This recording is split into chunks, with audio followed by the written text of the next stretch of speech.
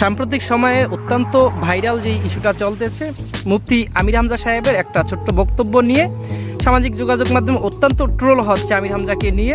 আমির হামজা সাহেব হয়তো আল্লাহর সৃষ্টির সৌন্দর্য বুঝাইতে যাইয়া সে ভারতের একটা নায়িকার উপমা দিয়েছে, রেশমিকা মান্দ্রানা না জানি কি এরকম একটা নামটা আসলে আমিও এখন পর্যন্ত সঠিকভাবে উচ্চারণ করতে পারতেছি না। তো এরকমই অনেকেরই নেটিজিন অনেকেরই দাবি যে তারা জানতো না এই নায়িকাকে। আমির হামজা সাহেব ওই উপমা দেওয়ার পর এই নায়িকাকে অনেকে খুঁজা বাইর করার চেষ্টা করতেছে বা অনেকে চিনছে।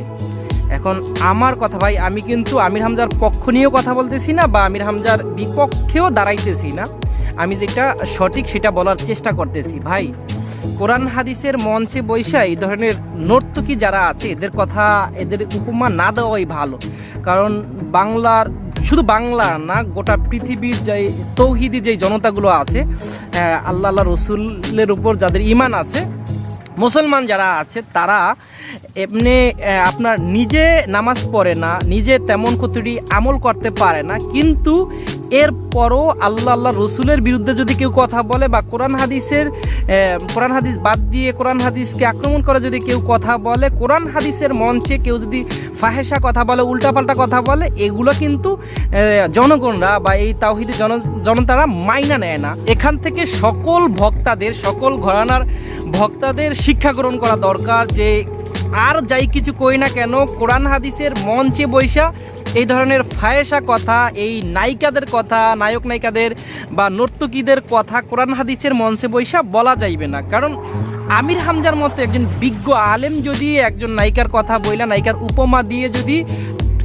এভাবে ট্রোলের শিকার হইতে পারে, তাহলে অন্য ভক্তদের কথা আর কি বলবো। কারণ আমির হামজার কথা আপনারা সবাই জানেন, আমির হামজা একজন বিজ্ঞ আলেম, তার ভিতরে এলেম আছে। আপনারা জানেন আমির হামজা সাহেব ওয়াজের ময়দানে শুরু লগ্নে কিছু ফাহেসা কথা বলতো, উল্টাপাল্টা কথা বলতো, এরপর কিন্তু আস্তে আস্তে ওগুলো বাদ দিয়ে মোটামুটি ভালোই কোরআন হাদিসের রেফারেন্স দিয়ে ভালোই বয়ান করেছিল, মানুষের মন জয় করেছে। এরপরে আওয়ামী সরকার 3 বছর তাকে কারা নির্যাতন করেছে, 3 বছর কারা হাজত খাইটা বেরিয়ে আসছে। সকল ঘরানার আলেমরা তাকে মহব্বত করা শুরু করেছে, আর মহব্বত করার মতোই একজন মানুষ, সে কোরআন হাদিস থেকে ভালো বয়ান করে।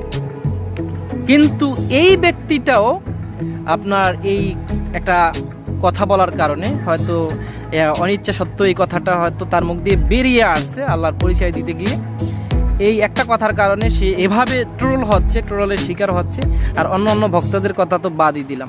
আর বাংলাদেশে কি বলবো ভক্তদের কথা, বর্তমানে ভক্তদের যে অবস্থা, তারা নিজেরা ভাইরাল হওয়ার জন্য ইচ্ছাকৃতভাবে মানে আপনার সিনেমার রিভিউ দেয়, গানের রিভিউ দেয়, হিন্দি ছবির রিভিউ দেয়, ইংলিশ মুভির রিভিউ দেয়, আর বাংলা মুভির সাকিব খান কী করে, অমুক নায়ক কী করে, অমুক নায়ক কীভাবে মুভি করে, এগুলোর রিভিউ তো দিতেই আছে। এদের কথা আর কি বলবো।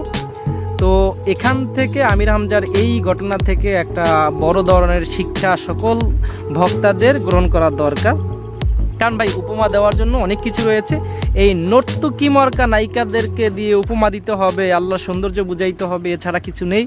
এই জন্য ভবিষ্যতে এই ধরনের আমরা চাই না, শুধু আমরা না, কোনো মুসলমানই চায় না যে এই কোরআন হাদিসের মঞ্চে বৈশা, যেখানে কোরআন থেকে বয়ান করা হবে, সেখানে এই পবিত্র মঞ্চে বৈশা অপবিত্র নর্তকী নায়িকাদের কথা মুখ দিয়ে উচ্চারণ করবে, ওই মঞ্চে বৈশা বলবে, এইটা কেউ চায় না, এটা কেউ মাইনা নিবে না। এই জন্য সকলকে সতর্ক হওয়া দরকার।